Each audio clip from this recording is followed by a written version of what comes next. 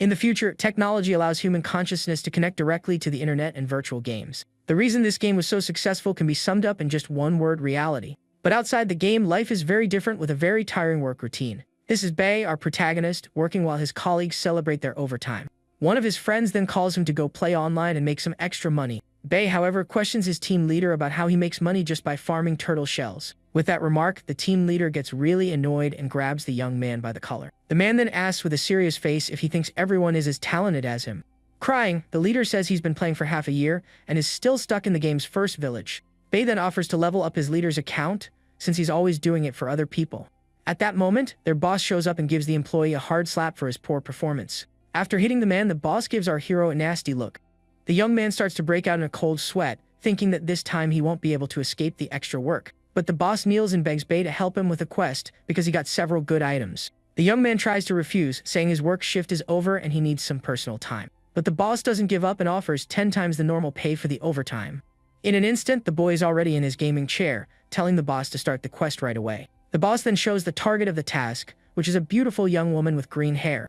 Bae gets all excited seeing the young woman and wonders why they didn't tell him this before. With his gear ready, he says he'll charge 9.9 times the amount and enters the game. Inside the game, everything can be exchanged for real money, which is why the game is a success. Bae is startled to see that the game version has been updated with new, strange options.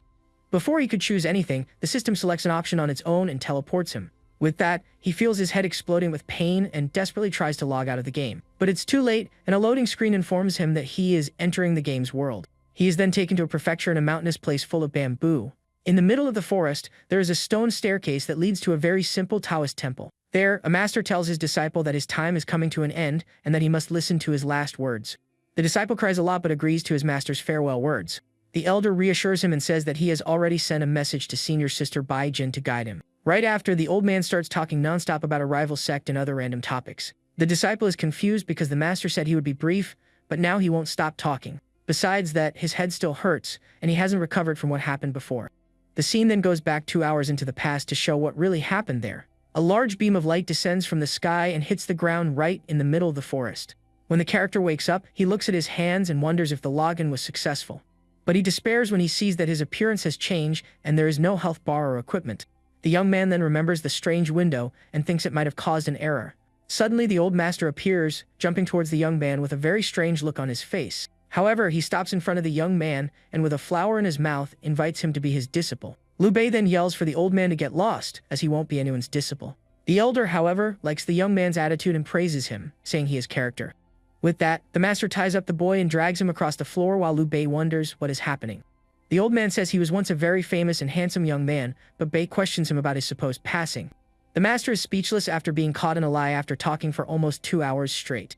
Then he coughs and says he knows the young man doesn't want to be his disciple, but his talent cannot be wasted. Liu Bei, however, keeps a very suspicious look on his face, not believing a word the old man says. He thinks the elder only chose him because he was passing away and luckily found someone nearby. The master calls him disciple and after coughing again, tries to change the subject. In a shy manner, the old man says that in his haste, he forgot to ask something. He then tosses a pebble at Liu Bei's head, asking for his name, and the young man gets furious. Even though he's very irritated, the young man replies that his name is Liu Bei. The master fills with energy and says that from that day on, the place will be his gate of ascension. Liu Bei is confused by the elder's words and asks about the part of being blessed with talent. The young man points to the state of the temple, which is falling apart and full of cobwebs. The old man gets annoyed and says it's normal for the house to be like this because he's always away cultivating. Losing his patience, the master gives Liu Bei a light slap and tells him to stop the nonsense. He hands a book to the young man and says that inside are the sect leader's seal and a very rare item. The elder explains that his cultivation is already too high to use the item and that Liu Bei is perfect for the task. Suddenly, the master's body begins to disappear, leaving Liu Bei shocked with the item in his hand. Liu Bei is confused and touches the disappearing master, who had seemed full of energy, but the old man returns and slaps his hand, scolding him for not washing his hands first. The elder then says he has an important phrase for him to remember about cultivation. He warns him to always be on guard and to keep the item he received safe. The master also forbids him from telling anyone about the item, not even his senior sister. Alone, Liu Bei questions the warning and complains about not being able to store the item in his inventory. He then decides it's better to think about all this later, but the old man appears once more and, with a cute face, asks why he hasn't been called master yet. The young man is disgusted by the elder's attitude and wonders if this isn't just a last gasp of life. He then realizes that if he takes too long, the old man might depart with regrets. Meanwhile, the master continues to strike a cute pose, waiting to be called master. Liu Bei takes a deep breath, and even though he doesn't want to, it seems he's about to give in to the elder's request. The young man then bows and finally calls him master, paying his respects. Immediately after, he kneels and touches his head to the ground as a sign of respect. The master becomes extremely happy and holding Liu Bei's hands starts to laugh and glow. The old man continues to laugh very loudly, seeming quite pleased with his disciple's attitude. At that moment, the elder's body starts to disappear again, but this time it seems to be for real. Liu Bei is surprised by the scene and comments that the special effects are much better this time. With a smile on his face, the master finally disappears completely amidst particles of light. But Liu Bei is not moved and asks his master's spirit to stop pretending. Liu Bei tries to touch his master's spirit, but it completely dissolves in his hand. With that, a green energy emerges from the ground and begins to spin around the young man. This energy transforms into an urn, and upon holding it, Liu Bei feels that this is not a game. He then realizes the funeral is complete, and now he just needs to find people for the banquet. But the most important thing now is to figure out what happened to his account, as everything is very strange. The young man opens the system and sees that the quest was completed, but his account hasn't returned to normal. Suddenly, a small robotic fairy appears and introduces herself as the game's system. Liu Bei is completely shocked because a system with this appearance has never existed in the game. So he decides to simply log out of the game and log back in to see if everything returns to normal. But when he looks at the menu, he notices that the logout and settings buttons are gone. Desperate, the young man looks for the forum and the friends list, but none of that exists anymore. The little fairy then says she has never heard of the things he is looking for. Liu Bei asks the system if he has been transmigrated into the game, and the fairy confirms it. He then asks if he can go back home, but the system replies that it doesn't know. The young man then wants to know if he is a player or an NPC, and the fairy says she will check. With that, the system displays his status panel, revealing that he is now an NPC with very low attributes. Looking at his status, the young man is in shock to realize he has become an NPC and cannot go home. To confirm, he eats some grass and can taste it, which proves that all of this is real. Liu Bei discovers that the players will be arriving soon, and he needs to get strong so he won't be eliminated. The players in this world ignore the rules and create all sorts of classes, which is a nightmare for NPCs. Players can be Buddhist cultivators with demonic arts or demons with Buddhist arts. There are all kinds of hybrid and super strong cultivators with very strange appearances. And Liu Bei fears being pushed around by all of them, since he is now just a very weak NPC. But the main problem he needs to solve now is learning how to practice and get strong. The young man then gets annoyed with the system fairy and asks what on earth cultivation is. The system explains that his main class is known, and that he needs enlightenment to change it. Liu Bei then runs after the fairy, yelling at her for being useless and not translating things for him. Hidden in the bushes, some glowing eyes see the food in the young man's hand and decide to steal it. While walking through the forest, the young man hears a strange noise coming from a bush. He then feels that he is being watched and suspects it might be the demonic beasts of the mountain. Suddenly, a creature with purple and black special effects leaps towards him. The monster attacks him, and the young man falls to the ground in fear, yelling that it's a fox demon. The beast then stares at him with its sharp teeth and green eyes that glow in the dark. Liu Bei says desperately that he has just arrived and has done nothing to annoy the creature. The demon then slams its claws down very close to the young man, who is frozen with fear. The creature is amused by the reaction of the boy, who is completely terrified. Their real target, however, was just the piece of meat in Liu Bei's hand. With a swift attack, the beast knocks the protagonist off a cliff along with the food. As he falls, the young man is shocked to see flames coming out of his hands. The eyes in the bushes panic because the plan was just to get the food without hurting anyone. At the top of the cliff, the little foxes dispel their illusion and grab the meat that fell. As he falls, the system warns him of the danger, and he laments his demise but gains one more point of charisma. The system fairy then says that his crying was so moving that she decided to give him a point of charisma.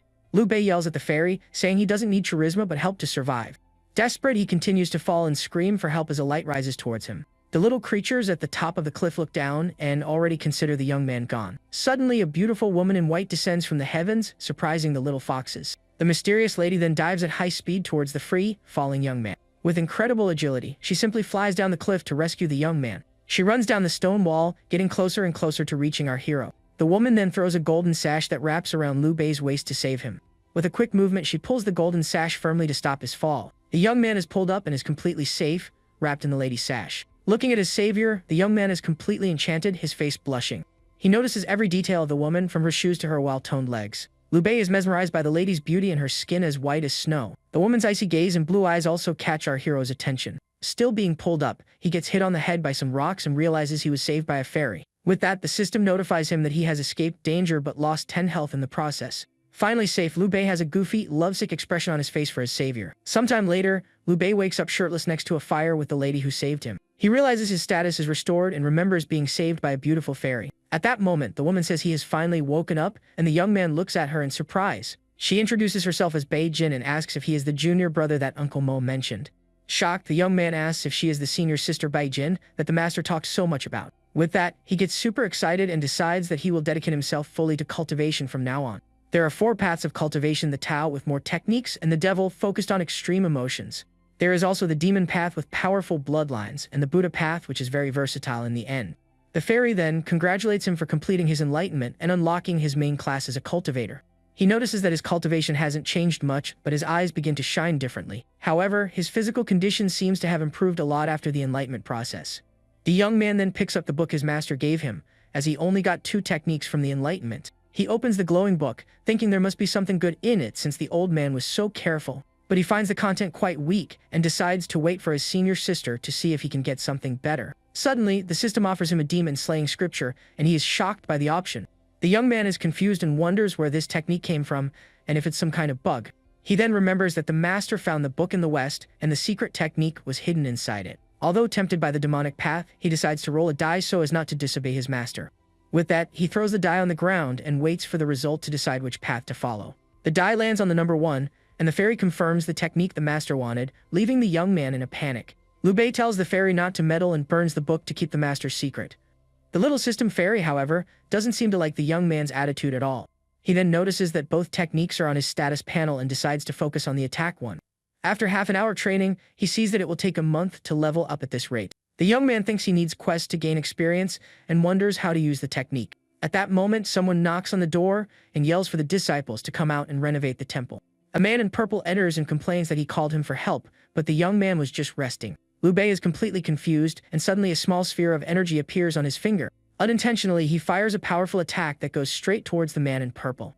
The attack goes through the wall and causes great destruction in the courtyard, startling everyone.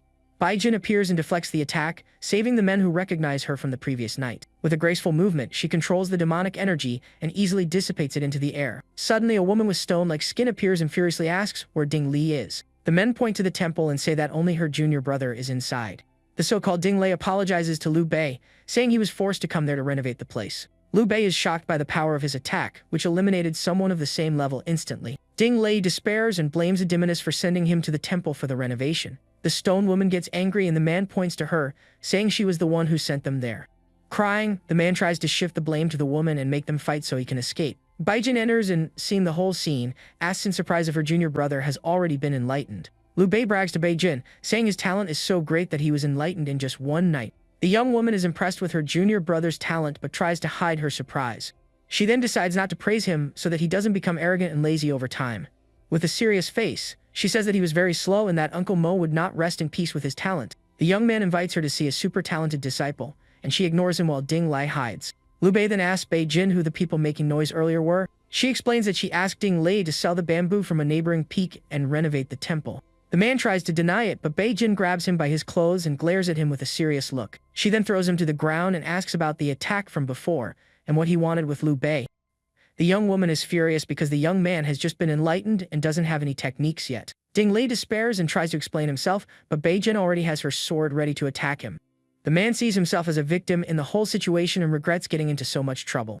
Baijin says he will pay for trying to ruin her junior brother's immortal path. But Liu Bei intervenes and stops the young woman's attack, leaving her surprised by his attitude. She says the man tricked him with low-level techniques and that this could ruin his future. With a furious look, the young woman says she will cut off his arms to atone for her negligence. The young man realizes she is crying because she's worried about him and feels touched. With a goofy look, he says he wants to latch onto his senior sister, and she gets confused. He then explains the truth about the techniques, and Baijin takes him to a private place. The young woman begins to check the young man's body, who becomes shy and awkward with the situation. Baijin confirms that energy is flowing through his body, and that he learned techniques on his own in one night. Even with a stronger body, Liu Bei is super embarrassed to be touched that way by the young woman. With that, she takes the young man's hands with a serious expression on her face, leaving him very confused. The young woman then says she has something important to tell him about his future as a cultivator. The young man blushes all over and already imagines she's going to suggest partner cultivation for his own good. But she just apologizes for misjudging his talent and asks not to be blamed. The young woman says the more she thinks about it, the more embarrassed she gets, and so she can no longer teach him. The young man, however, doesn't understand anything and excitedly agrees to partner cultivation or anything else. He then realizes the truth and is shocked to hear that she is not qualified to teach him. The young man despairs and says she is abandoning him, while Ding Lei tries to sneak away. However, Baijin stops him from escaping and yells for him to stay put, leaving the man terrified. At that moment, a blue messenger bird appears, flying through the temple's skies. The young woman says she will send a message to her master about the young man's situation and his talent. With that, the young man is relieved to understand that she just can't teach him with her methods. The other disciples then surround Liu Bei, treating him like a genius, and he gains 2 more points of charisma. Ding Lei gets furious and shouts that they are rebels for not recognizing him as their leader. He approaches and says he will show them what it means to be a true professional at flattery. The man starts to praise Liu Bei, but Bai Jin kicks him away without any patience. The young woman then invites the young man to go with her first to the Soaring Sword sect. The young man thinks and remembers that her sect is in a great place for cultivation. But in version 2.0, the sect became a huge battlefield, and 9 out of 10 sects were destroyed. Liu Bei then decides it's better to go to the city and look for quests with NPCs to level up. He then asks Bai Jin what she will tell the sect leader about his origin and past. The young man gives some suggestions, like saying they met on the road or that they are distant relatives. The young woman gets embarrassed and admits that she hadn't thought about any of that before his question. She thinks it's better for the sect leader not to know certain things, and that the young man could be in danger. The young woman then says she will go back to the sect alone to discuss the matter calmly. Liu Bei reassures her and says his biggest concern is that his cultivation might cause problems for her. Bai Jin is touched to see that he is worrying about her and decides to do her best. The young woman tells him not to worry and sends him to a friend's house for a month. The young man is thrilled because her friend's village is a great place to find quests. Ding Lei is startled by their departure, and Bai Jin says the young man can't stay with him.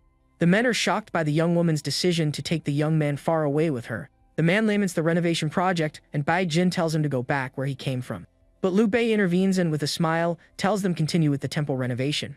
The young man says he promised the master to make the sect flourish, and he can't let him down. The young woman then hands him a bill to pay, since he's so responsible. She explains that these are the mountain's administration fees and the renovation costs. The young man begins his journey as a cultivator already in debt and despairs at the situation. Everyone says goodbye to Liu Bei and wishes him a good trip as he leaves with his senior sister. The little foxes watch Liu Bei and Bai Jin leave and don't understand anything that happened. While flying with the young woman, the young man says he's afraid of heights, but she doesn't pay much attention. The young man cries for having started his journey with a huge debt and regrets having spoken up. Bai Jin asks why he is crying, and the young man lies, saying it's a fear of heights.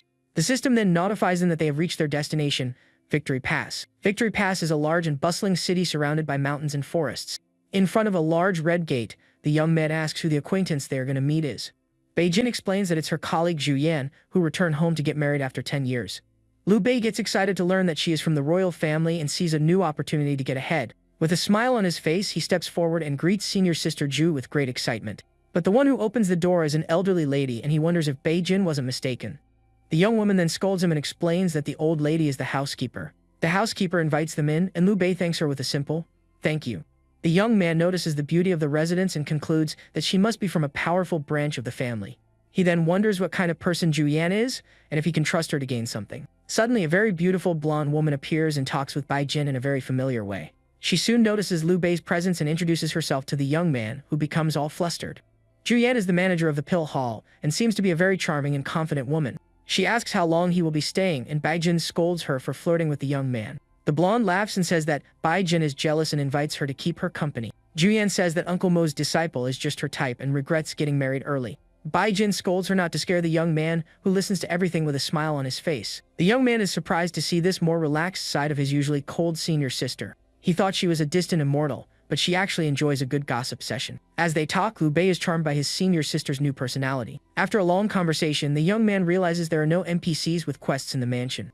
Without quests, he decides to look for hidden items and techniques around the mansion's map. He remembers the game's story and the strong connection between the Zhu family and the Extreme Royal Sect. The Extreme Royal Sect is the most powerful in Wuzhou, and any item from there is extremely valuable. Even if Zhu Yan didn't train in the Royal Sect, her items must be of high quality. The young man finds a room full of books and decides to look for something of value among them.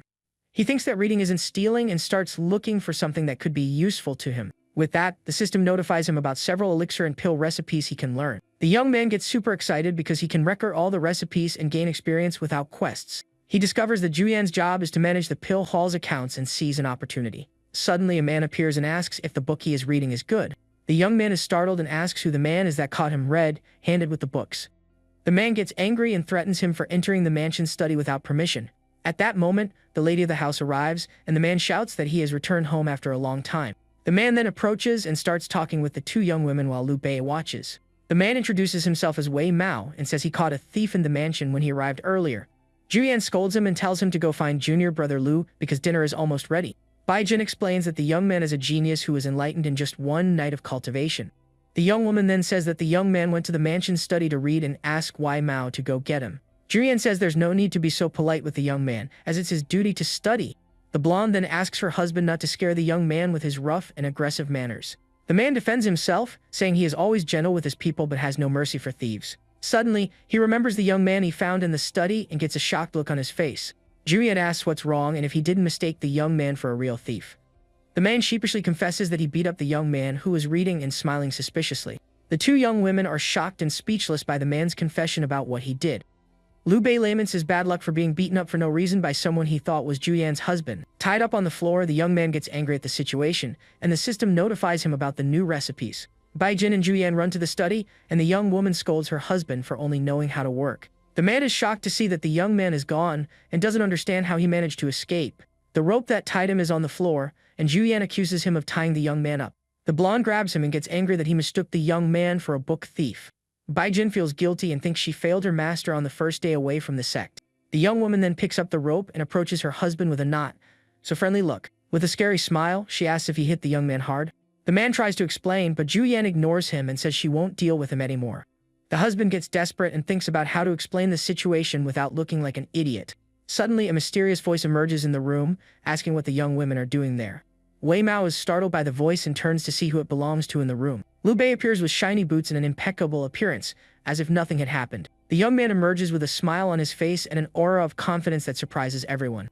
Wei Mao is shocked to see him looking fine and wonders why he no longer looks like a mess.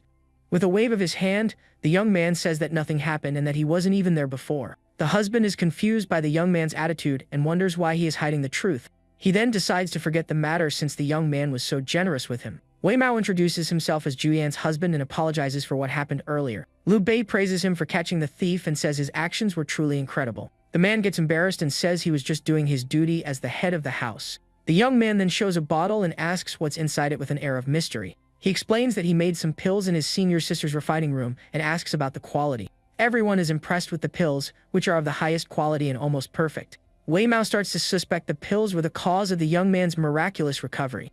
But Liu Bei's expression makes him think there's something more behind this whole story. Baijin asks in surprise when he learned to refine pills and how she didn't know. The young man lies and says the master taught him, and Baijin feels proud of his disciple. Baijin feels like a terrible senior sister for not knowing much about Liu Bei and always planning for him.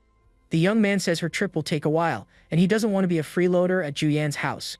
He then suggests helping out in the pill hall to pay for his meals and even earn some money. Juyan jokingly scolds him and says he just had to ask to work with her. The young man then asks what they think of the idea, but the decision depends on the pill's effectiveness. Liu Bei says that his senior brother knows more about medicine, and the man gets flustered by the question. Juyan and Baijin are surprised by the man's knowledge of pills and praise him. The young man explains that a soldier trainer must understand medicine because of injuries. Wei Mao agrees and admits the pills are good since the young man recovered so quickly. Night falls and the crescent moon illuminates the starry sky of Victory Pass City. Juyan and Baijin are talking, and the blonde is surprised by how incredible Liu Bei is. A suspicious Wei Mao asks the young man what his true intentions are with all of this. He wonders how Juyan fell for the man and how he hasn't been robbed before. Liu Bei says that refining pills has nothing to do with his strength, since he has just been enlightened. The husband gets annoyed and asks why he ran away and went to the pill refining room. The young man explains that he knew he was a man of principles and didn't want to cause trouble. He says that a misunderstanding led to him being beaten up, and that would affect the man's image. The young man shakes Wei Mao's hand and says he endured everything in silence to protect his status. The husband is shocked by the revelation and by the young man's noble and protective attitude. Liu Bei then hands over a book and says he must have dropped it in the study earlier. Wei Mao confesses that he thought the young man was trying to steal the book he cherished. Liu Bei opens the book and sees that inside there is money and jewelry to give to Juyan.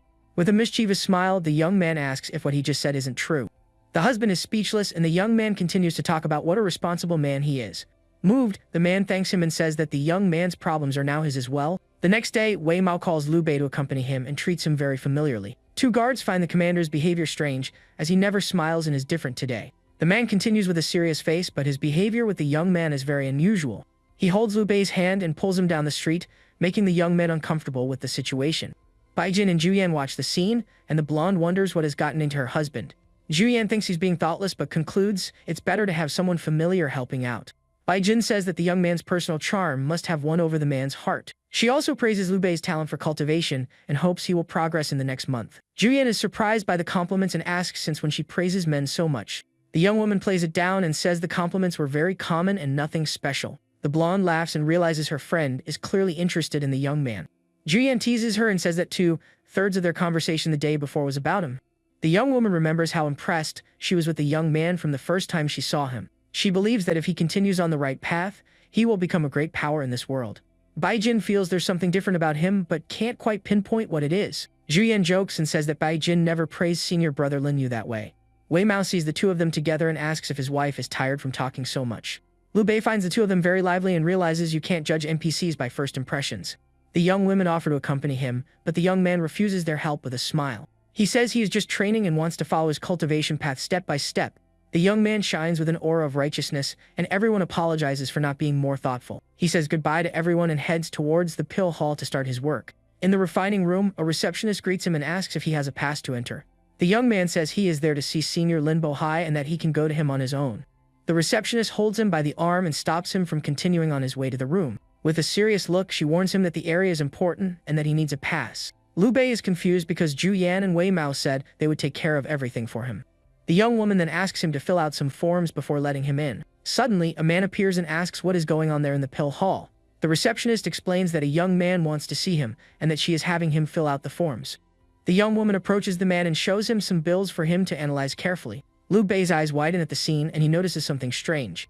The young man understands that this world has its own hidden rules and that he needs to be clever. The man approaches him and asks for his name and who sent him there to see him. The young man replies that his name is Liu Bei and that he is there to see Master Lin Bohai.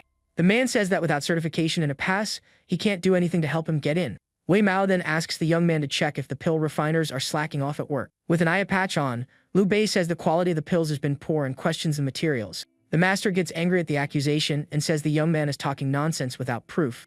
The other refiners comment that they really haven't been able to make high-quality pills. The man gets angry and orders them to throw the young man out for spreading lies about the herbs.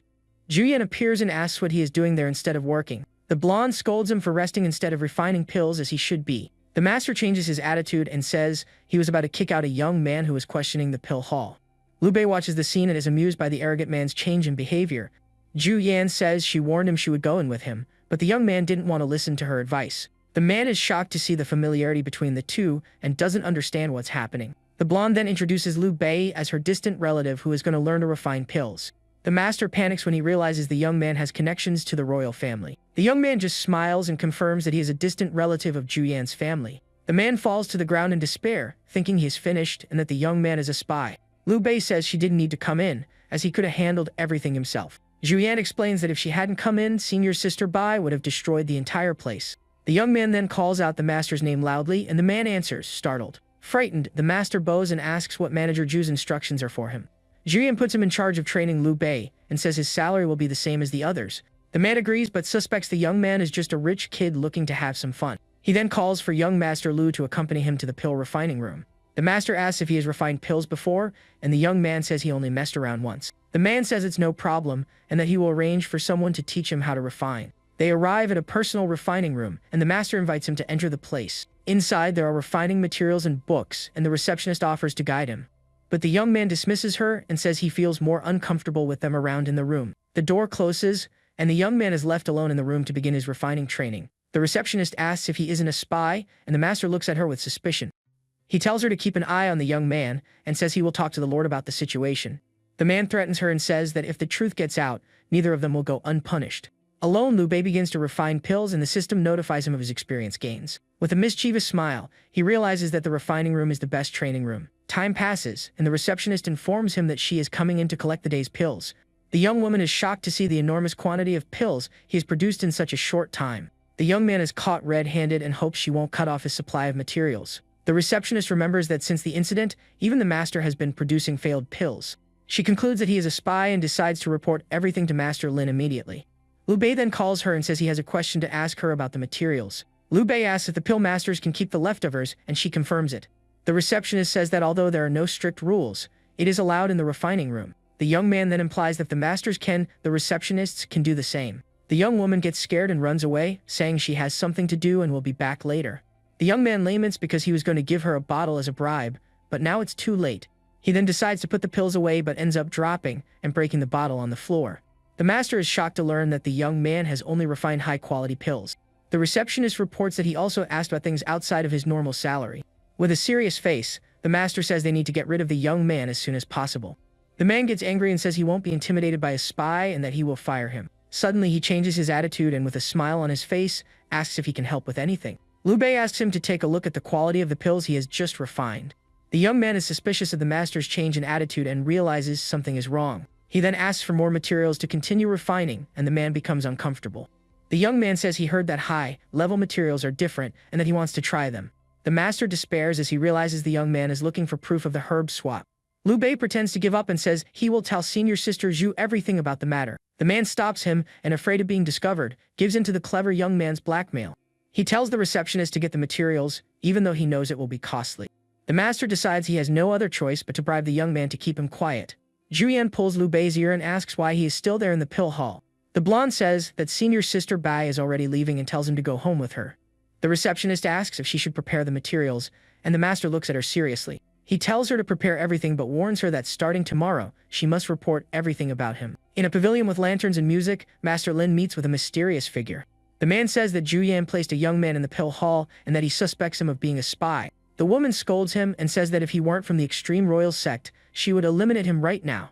The master is thrown back, and the woman questions him for being in a hurry after taking the money. The man is speechless and feels pressured by the woman who looks at him with contempt. He regrets letting himself be swayed by money and is now in a huge dilemma. The shadowy figure threatens him and tells him to either buy off or get rid of the young man before he finds out everything. The woman then orders the music and dancing to continue while the master is terrified. In the carriage, Julian approaches Liu Bei and says the more she looks at him, the more she likes him. The blonde says they should be closer and asks him to massage her legs. The young man gets flustered and says that's not appropriate for their situation there. With a mischievous smile, she asks if he is afraid of her and teases him with her charm. The young man moves away and says he's not that kind of person and wouldn't do something like that. But he ends up giving in and, very embarrassed, says he will only do it this once. Julian praises him and says he is adorable and has a way with words that enchants her. She then asks how his day was at the pill hall, and he replies that it was very enlightening. Julian asks if his conversation with Lin Bohai earlier had any hidden motive. The young man stops massaging her legs and remains silent for a tense moment. He then explains that Brother Wei said the pill supply was bad and sent him to investigate. The blonde says the matter is complicated but that she will help him understand the situation. She confirms that the quality of the materials has been poor and asks what he will do with the leftovers. The young man says he heard that high-quality pills can be sold for good money. Julian doesn't believe him and asks the young man for a favor since he doesn't want to tell the truth. The young man gets nervous and wonders what she is implying with that strange conversation. He offers to help and asks if the favor has to do with the quality of the herbs. The young woman praises his cleverness and confirms that he guessed the favor she was going to ask. She then invites him to work with her and catch the people behind the herb swap. The young man is shocked to learn that she already knew everything and questions her for not acting sooner. She explains that the essence of a merchant is to make money and follow the country's laws. But when the benefits outweigh the costs, they do things against the principles of the business. If someone tries to confront them head-on, they might end up being destroyed without even knowing who attacked them. With that, nothing is solved, and the person is left with a mountain of problems to solve. The young man understands why she kicked him out of the pill hall and asks what he should do. She says his behavior has already been reported and that he should continue studying and refining. His master's spirit appears and advises him to cheer up and not to worry his senior sister.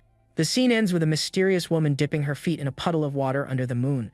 Baijin feels guilty about the sect leader's harsh response and worries about Liu Bei's future. The young man finds her alone and asks why she is there in that isolated place. He explains that senior sister Ju sent him to look for her for dinner and didn't expect to find her there. The young man invites her for a farewell drink since she is leaving that night. He then offers her a pill that he hid from Julian so she wouldn't confiscate it. The young man says that no cultivator would complain about having too many pills and throws stones into the water. He states that no matter the level, cultivation is always an essential part of the journey. The young man explains that he refined the pills for her because she has been very busy these past few days. The young woman then asks if he would hate her if she couldn't take him to cultivate with her. The young man reassures her and says that everyone has their own path and he doesn't want to cause trouble. He thinks that the pill hall is a great place to earn money and experience. The young woman is proud of him for not blaming her and for still worrying about her as his senior sister. She then says she will give him something before she leaves and that it might hurt a little in the process. The young woman asks him to extend his hand and holds it firmly, leaving the young man confused. With a swift movement, she knocks him to the ground and gets on top of him to give him the gift. The young man blushes all over and says he's not that kind of person and didn't expect this. The young woman tells him to relax and not resist, as she will guide him through the process. A scream echoes through the night, and the scene changes to the full moon shining in the starry sky. The two of them appear lying on the grass, and the young man is breathing heavily after what happened. He then notices a glowing mark on his hand and asks what it is. Baijin explains that it's a sword talisman that will protect him when his life is in danger. She apologizes for not being very skilled, as it's the first time she has done this for someone. The young man feels bad for thinking ill of her and concludes that it's a protective item for beginners. He promises to work hard to help her at the Soaring Sword sect and not to slack off in his training. The young woman invites him to go back and eat and thanks him for the pill he gave her as a gift. With a smile on her face, she says goodbye, and the two of them return to the mansion together. The young man feels grateful to have such a caring senior sister and admires her even more. He then runs after her and asks her to wait for him because he doesn't want to be left behind. That night they drank and talked, and Baijin entrusted him to the care of Zhu Yan and Wei Mao. The next morning, the young woman leaves for the sect, and Zhu Yan catches a ride to take care of her business. Wei Mao cries and says goodbye to his wife in a very dramatic and exaggerated way. The man then gives Liu Bei an identification card so he can enter and leave the city. In the pill hall, Master Lin gathers everyone to question the young man about the materials. He accuses him of using high-quality materials to refine pills, which is against the rules. The master says that if everyone did as he did, pill refining would no longer make sense. Angrily, the man threatens to kick him out, and the young man shows the identification card he received. The master is shocked to see the passes and falls silent before the young man's authority. Liu Bei challenges him to try one of his pills to see if the taste is different. The man is startled by the cosmic pouch and the young man's connection to the royal family. The young man then throws a pill towards the master and tells him to eat it as proof. The master can't believe the young man refined high-quality pills with bad materials. The pill glows and reveals that it was made with low-quality materials but has powerful effects. The man feels invigorated and has a sense of lightness after taking the pill. He realizes that the pill has healed not only his external injuries but his internal ones as well. Liu Bei asks how he feels, and everyone is shocked to see the master's injuries healed. The man panics and realizes the young man is an undercover agent with passes and strength. He feels crushed between two powers and doesn't know what to do to get out of the situation. The young man hands a book to the master and says it contains his experience in pill refining. He suggests that instead of small profits, it's better to turn trash into treasure and make large profits. The receptionist asks if that is a recipe for refining high-quality pills. The man understands that it's a warning and runs away to avoid getting caught in the mess. Liu Bei calls out to him and tells him to wait, as they haven't finished their conversation. He knows the recipe is genuine, but only someone with a system can turn trash into treasure. With a wicked smile, he thinks that maybe he can profit from the situation and catch the big fish. The young man hears the others commenting on the material swap and understands what is happening. He decides he can no longer stay in the pill hall and goes to find Brother Wei. At the barracks, Wei Mao trains his soldiers rigorously and demands 3,000 push-ups to relax. A soldier complains that the medicine isn't strong enough and his wound has started to hurt again. The commander scolds him and says the enemy won't have pity on him because of his injuries. He tells him to get up and continue training because he needs to protect his country and his family. The soldiers comment that the commander is a demon instructor, but they also know he is impartial. Wei Mao shouts that it's not the pill's fault but their own weakness and tells him to continue. Liu Bei challenges him, and the commander gets angry, asking who dared to say that in front of him. The soldiers think the young man is done for, challenging the general in the middle of the barracks. The young man says that the commander himself complained about the low quality and lack of potency of the pills. The man gets angry and praises him for his courage in being the first to speak to him that way.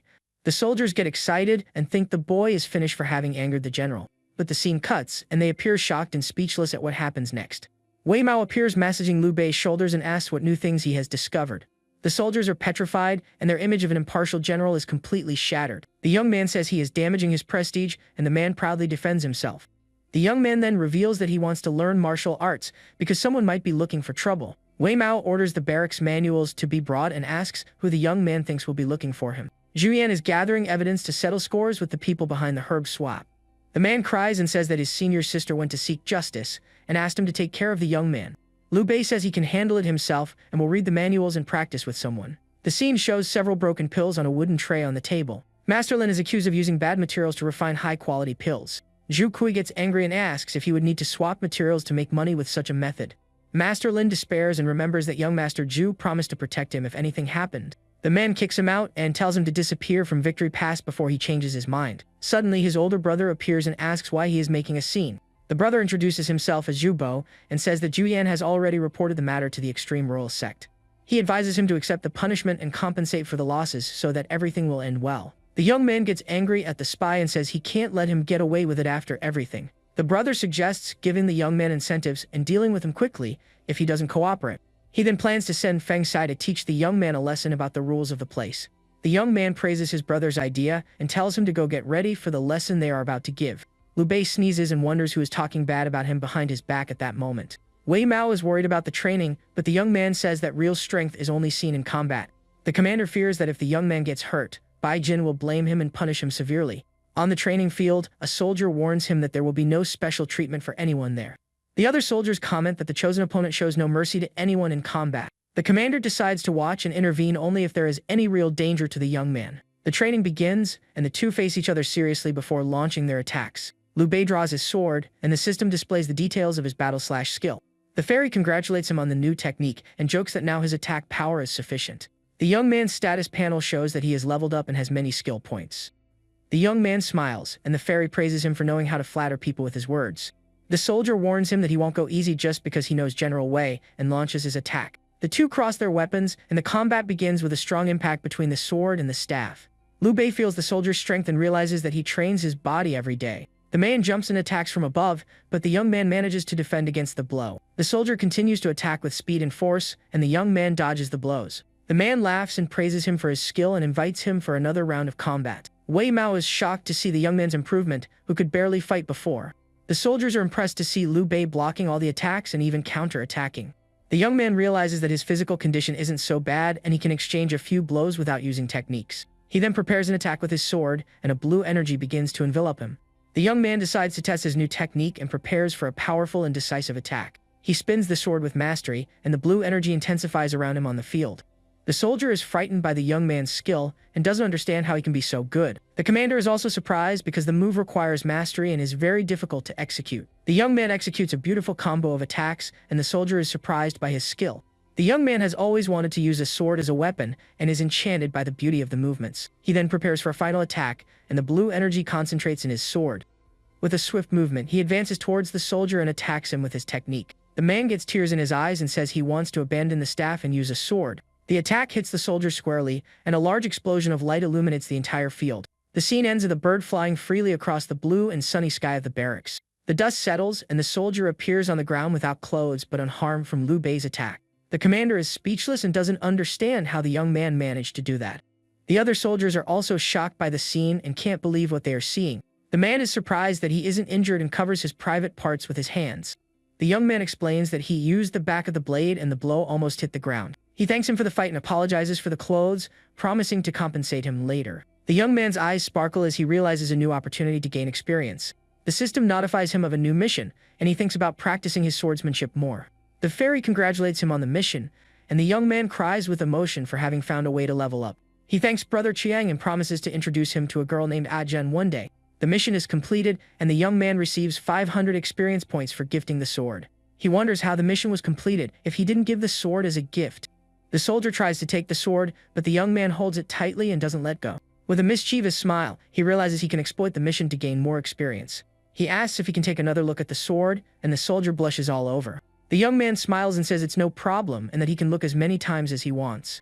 Wei Mao kicks him off the stage and tells him to get dressed because the scene is getting indecent. The young man hands over the sword and, with a smile on his face, calls it his experience baby. He sits down and complains that quests can disappear for other reasons, which is why he never found them. The young man then concludes that it's all a matter of timing and opportunity to get the quests. Wei Mao gets annoyed by the young man's insinuation and says he's not interested in that kind of thing. He then hands him a black gold straight sword and says the young man was overthinking it.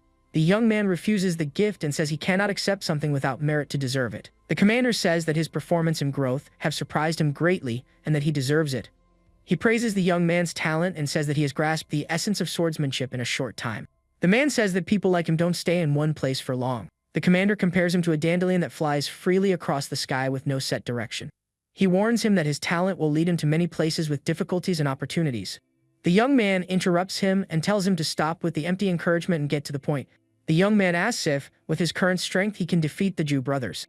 The commander says that his cousin doesn't seem that strong and that he shouldn't have any problems. Wei Mao gets annoyed by the question and doesn't understand why he used the two of them as an example. He then realizes that the Jew brothers might be responsible for the herb swap. The man becomes enraged and says he will go to the governor's mansion to solve the problem. The young man stops him and says he doesn't need his help to handle the situation. He explains that his senior sister chose him to break the ice and expose their mistake. The young man says the commander should not interfere for now because he has a plan. With the sword in hand, he states that he has his own way of dealing with the problem. The man agrees and praises his wife's meticulousness for having thought of everything. He then promises to watch from the shadows and act immediately if there is any movement. The young man complains that knowing martial arts doesn't make him physically strong and feels frustrated. The system fairy teases him, and he realizes he needs to strengthen his physical training. He then hands over the pills he refined in the morning and asks for them to be distributed to the soldiers. The commander is shocked by the quantity and quality of the pills the young man has produced.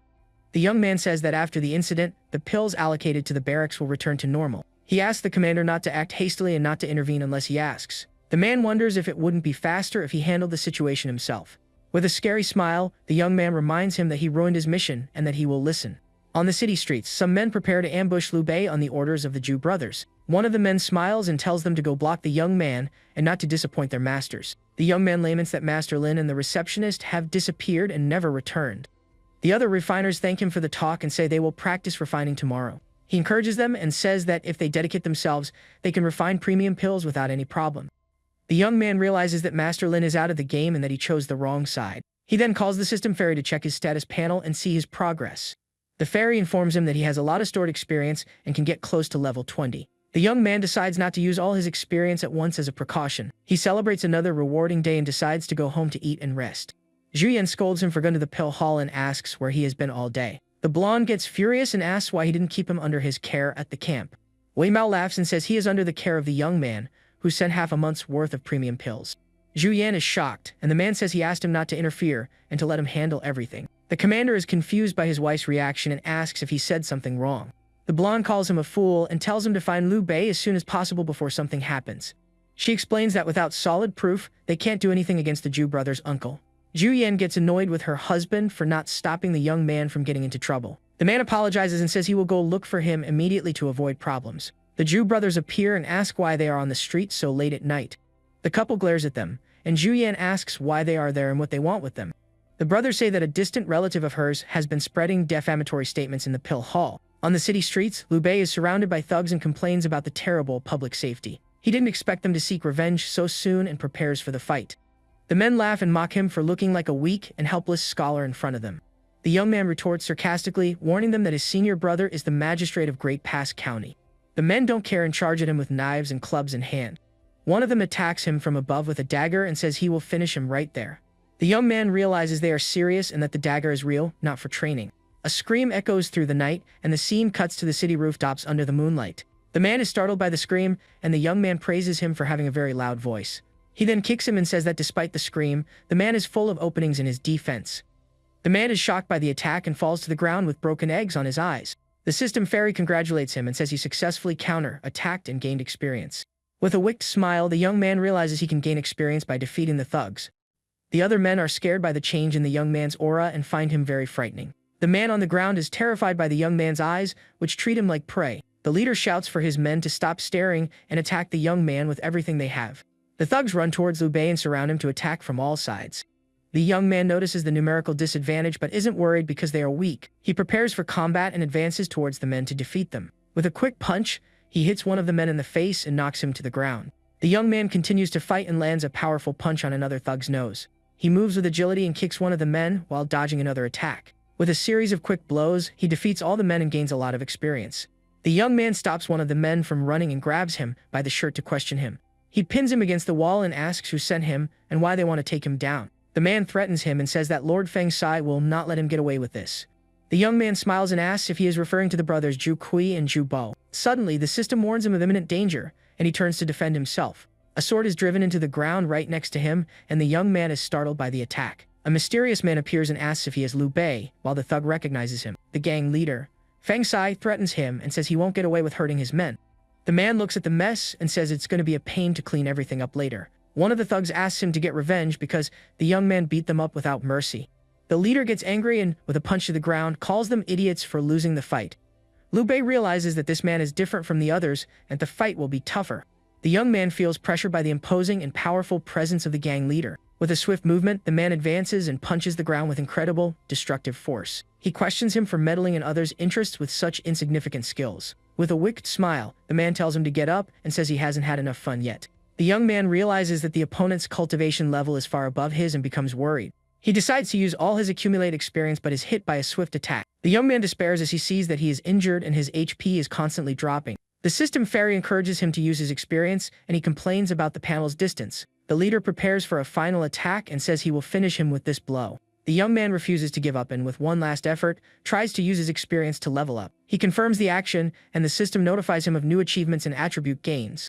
The man attacks him and says his struggle is useless and that he will finish him now. The powerful attack heads towards the young man, who braces for the impact of the final blow. But with a swift movement, Liu Bei hits him in the face and knocks him back with a punch. The thugs are shocked to see their leader knocked out by the young man. The fairy informs him that she used pills to heal him, and the young man realizes he spent all his experience. His status panel shows that he is leveled up, and his attributes have greatly improved. The thugs flee, and the leader gets angry at the cowardice of his defeated men. Angrily, the man threatens Liu Bei and says he will pay for messing with them. He advances with flaming fists and attacks the young man with a series of quick blows. But Liu Bei defends himself with ease, and the man's attacks cause no damage. The leader doesn't give up and continues to attack, but the young man provokes him, calling him weak. The man feels like he's punching a mountain, and his attacks have no effect. Liu Bei grabs the opponent's fist tightly and looks at him with a mocking smile. He compliments him on the massage and says that for a skin treatment, he's excellent. The leader gets angry at the provocation and, with an electric punch, tries to hit the young man. The young man dodges the attack and, with a punch to the chest, throws him back forcefully.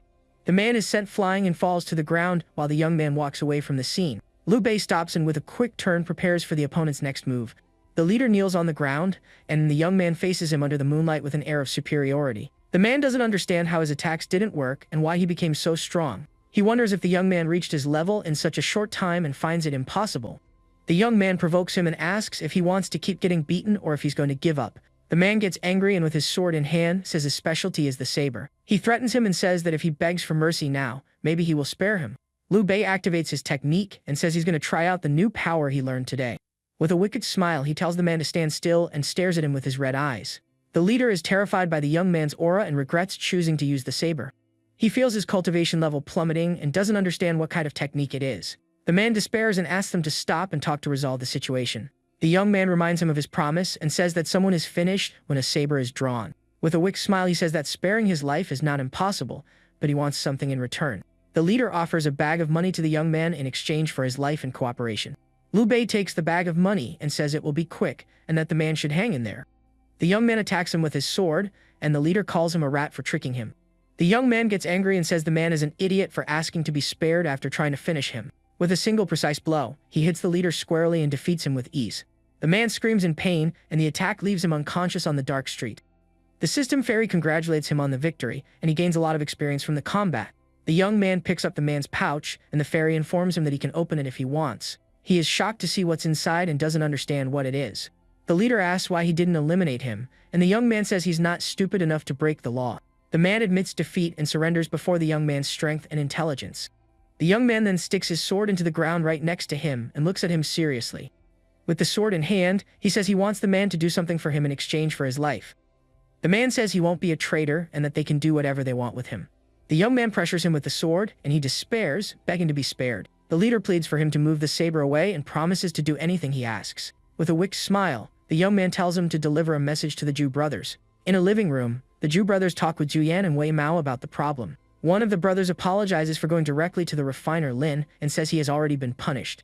He then asks her to stop investigating them and to forget the matter once and for all. The blonde gets angry and says everyone knows what they did and that she is just telling the truth.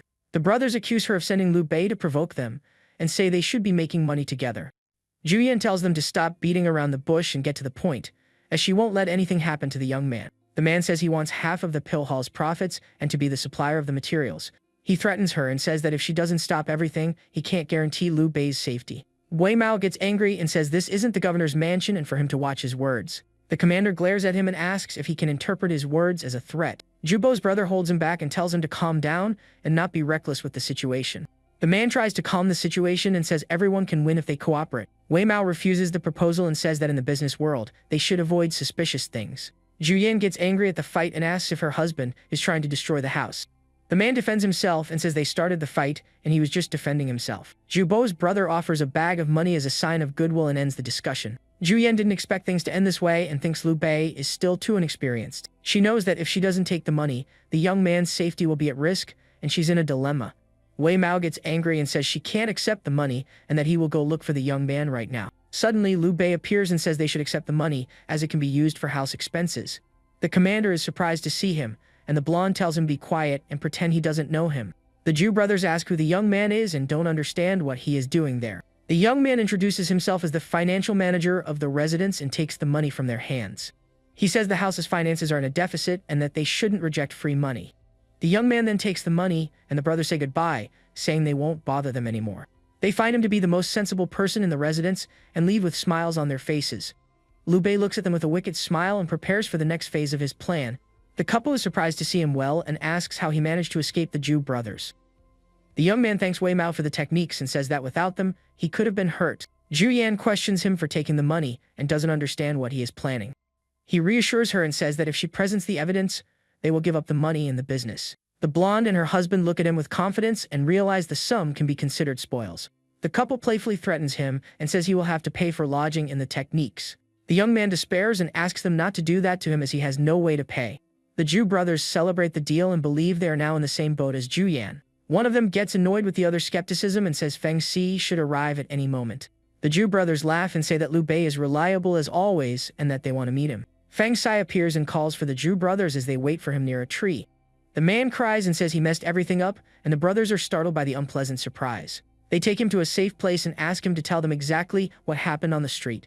The older brother scolds him for crying and says a grown man shouldn't do that. He questions him for being defeated by a boy and asks if he was careless. Feng Xi says the young man is not a mediocre cultivator and that Zhu Kui needs to judge him better. The brother gets angry at the accusation and asks if he has gone crazy after being beaten so badly. The man explains that the young man's cultivation level is not inferior to their boss's. Zhu Bo becomes interested in the young man and says he's a talent who can mess with his brother. He suggests it wouldn't hurt to recruit Liu Bei and shows his brother a drawing of the young man. They compare the drawing with the image of Liu Bei taking the money and notice the resemblance. The brothers are shocked and wonder if they were tricked by the clever young man. They despair as they realize they can't get the money back and that the young man is bold. The young man plays with the coins, and they understand that the invitation to be friends is a provocation. The brother despairs and doesn't know what to do, as Feng Xi was defeated and they lost money. The man says he has one more thing to tell and asks the boss not to get angry. The boss gets annoyed with his tone and says it's hard to control his temper like that. Feng Xi reveals that the young man took his pouch, which contained some rare and valuable items. And to make matters worse, the pouch also contained the symbol of the Noblin sect, and they despair. The brothers despair and decide to go back to the governor's mansion to see Uncle Ting. Lying on the roof, Liu Bei thinks that with the symbol and the evidence, Zhu Kui will withdraw from the business. He knows that the Noblin sect is the only one that explores relics, and their information network will be useful. The young man plans to become friends with the Jew brothers so they can help him in the treasure hunt. He laughs at the idea and is amused by the possibility of exploring tombs with the two brothers. Suddenly, he stops laughing and becomes thoughtful, looking at the starry night sky. With a sigh, he seems to worry about something, and his expression changes completely. Zhu Yan appears and says she needs to tell him something about Jin, and he asks what happened. The blonde reveals that Jin has been punished and can no longer leave the sect without permission. She then says the punishment will last for 3 years, and the young woman stares at the starry sky. The young man worries about the treatment Miss Bai will receive and decides to focus on his cultivation. A week later, he trains intensely and breaks rocks with his punches and kicks. The young man thanks Mr. Wei for the training, and the fairy congratulates him on leveling up. He challenges him to a fight, but the commander refuses, saying he is progressing too quickly. But the young man's enthusiasm is contagious, and he decides to train with him for a while. With his muscles gleaming, he says he will make him realize that he needs to be humble. Zhu Yan appears and scolds them for training half-naked on their day off. The commander apologizes and says he didn't want to discourage the young man's enthusiasm. Wei Mao asks why she isn't at the pill hall and if something went wrong. The blonde explains that the young man solved the supplier problem and that she has something important to tell him. She advises him to be careful with strangers as they might be from the arrogant sword sect. The young man thanks her for the message and says he will work hard on his cultivation so as not to disappoint her. He thinks that he would rather go back to his old sect and wonders how the foxes are doing. Zhu Yan comments that the Jew brothers haven't looked for him since the incident at the pill hall. The young man thanks her and Wei Mao and says that all of this is thanks to the two of them. The Noblin sect has that name, but it actually engages in raiding the tombs of important families. If the act of raiding tombs is exposed, they could fall into disgrace and be hunted. With this information in hand, the young man knows they will have to drop the pill hall business. The housekeeper announces that the Jew brothers are there to see them, and the young man smiles at the news. Wei Mao gets angry and says he will kick them out because they must be there to start a fight. But Liu Bei stops him and says that maybe they are there to make friends and not to fight. The young man greets them with a smile and apologizes for the wait, saying they could have just called for him. The brothers say they wanted to visit him earlier but tripped and got hurt at the mansion. The young man regrets what happened and says the governor must be heartbroken by the news. Their uncle gets angry because the deal failed and the connection to the nobleman sect was exposed. The brothers feel the sting of the young man's provocation and remember how they were defeated. They apologize for the incident, and one of them denies having ordered Feng Sai's attack. Zhu Yan warns them not to trust the brothers as they might be plotting something. The blonde gets angry and says she will no longer let them interfere in the Pill Hall's affairs. The young man secretly threatens them and says that if they don't become friends, he will expose everything. The young man says they seem sincere and that he will not be corrupted by them in any way. With a mischievous smile, he challenges them to prove that they won't corrupt him with their bad influences. The brother tells Feng Sai to bring the things and hurries to show his sincerity. They offer 4 chests full of money and ask for forgiveness for their previous discourtesy. Zhu Yan is speechless and doesn't know how to react to that enormous amount of money. The man says they came with sincerity and don't mind spending to solve the problem. The blonde accepts the gifts and tells Wei Mao to take them to the study to store them. The brother then asks Liu Bei to return the item he took, since they have compensated the young woman. Feng Sai apologizes and says the fight was a misunderstanding and that he won't cause any more trouble. The young man agrees and throws the pouch back, saying he has no use for it. The man catches the pouch back but is surprised to see that it is completely empty. He despairs and asks why the pouch is empty and what happened to the items.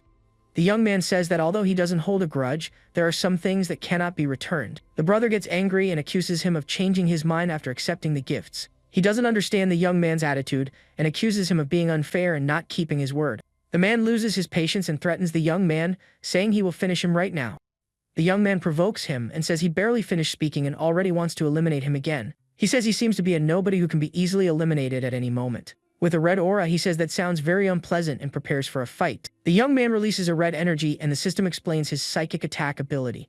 The men feel paralyzed by the young man's aura and their consciousness struggles to resist the oppression. The brother despairs and calls Zhu Kuiyai an idiot for messing with such a powerful young man. He realizes that the benefits of becoming friends with Liu Bei are invaluable and changes his attitude. The brothers kneel on the floor and bow before the young man as a sign of respect and submission. The man apologizes for his brother and asks the young man to be magnanimous and forgive them. Liu Bei disperses his aura, and the blood that stained the floor disappears as if nothing had happened. He says it would be rude to persist and asks them to stand up and forget the matter. The young man realizes that his technique consumes a lot of his cultivation level and feels weak. The brother says he knows what the nobleman sect does and that they deal in shady business. He asks why the young man took the symbol, and if he isn't afraid of tarnishing his reputation. The young man laughs and says he has never feared poverty, much less a tarnished reputation. The man doesn't understand what he means, and the young man continues to speak with a smile on his face. He proposes joining them instead of keeping the secret so that everyone is in the same boat. The young man says that inside some ruins, there are treasures that haven't seen the light of day for centuries. The brother denies that the sect raided the man's ancestral tomb and looks at him with suspicion. He is shocked by the young man's willingness to join them and calls him his idol.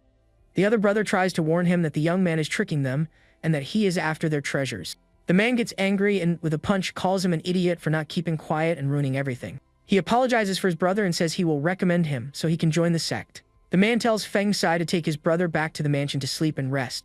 The man says he wishes he had met him sooner, as it's hard to find someone who understands the sect. He offers to introduce him to the nobleman sect, but the young man says he already knows everything. The young man is confused by the answer and doesn't understand how he can know so much about the sect. With eyes gleaming with greed, the young man asks when they are going to explore the ruins. The scene cuts to the blue sky and the floating islands on the city's horizon.